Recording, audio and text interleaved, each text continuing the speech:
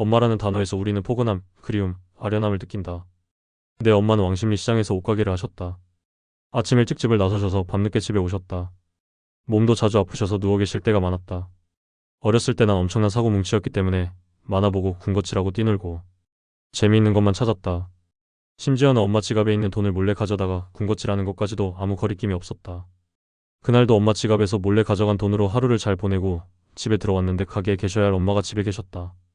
마당에서 엄마가 날 노려보고 계신 걸 보고 아차 엄마한테 들켰구나 싶었다. 내 일탈을 엄마가 알아채신 것이다.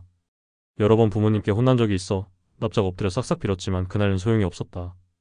옆에 있던 빗자루로 날 마구 때리시던 엄마가 갑자기 철퍽 주저앉으시더니 펑펑 우셨다. 아들아, 아들아, 엄마가 먹고 사느라 너와 같이 있지 못해 내가 이렇게 하는 거니. 엄마도 어떻게 해야 할지 모르겠다. 내가 널 얼마나 사랑하는데. 어떻게 해야 하니 어떻게 해야 하니. 화내시고 야단치고는 금방 풀어지시던 엄마가 이번에는 너무 슬퍼하심을 알게 되었다.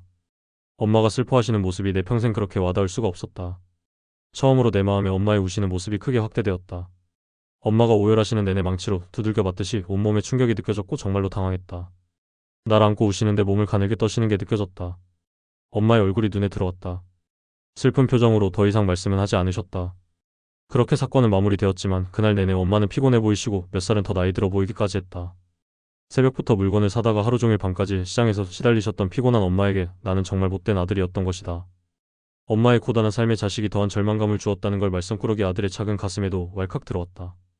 여태껏 내가 엄마에게 무슨 못된 짓을 하고 있었는지 그제야 뼈저리게 느껴졌다. 아이러니하게도 그때 비로소 엄마에게 나는 어떤 존재인지 알게 되었다.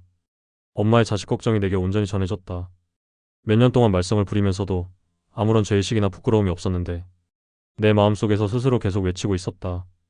넌 정말 큰 잘못을 하고 있어. 시장에서 하루 종일 고생하는 엄마에게 넌 정말 나쁜 아들이야.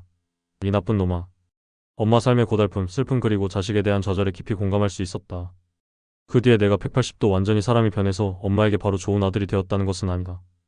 조금씩 나아지기는 했어도 엄마에게 좋은 아들로 기쁨을 드리기에는 시간이 너무 없었다. 다시는 엄마 마음을 아프게 하지 말아야겠다고 결심했고 스스로 변하기로 했지만 내가 중학교를 졸업하기도 전에 엄마가 갑자기 돌아가셨기 때문이다. 장례식에서 엄마의 영정 앞에서 펑펑 울었다.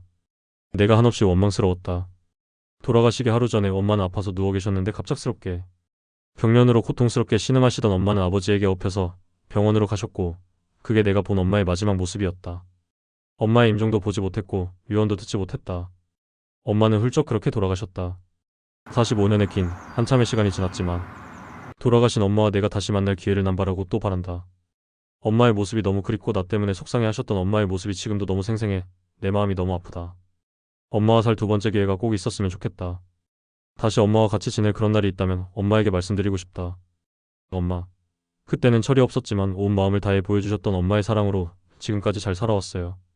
내 자식도 보여드리고 싶고 손자들도 자랑하고 싶다. 지금은 슬프게도 엄마에 대한 기억조차 희미하다. 엄마. 죄송해요. 그리고 사랑해요. 보고 싶습니다. 나의 어머니. 구독과 좋아요는 사랑입니다.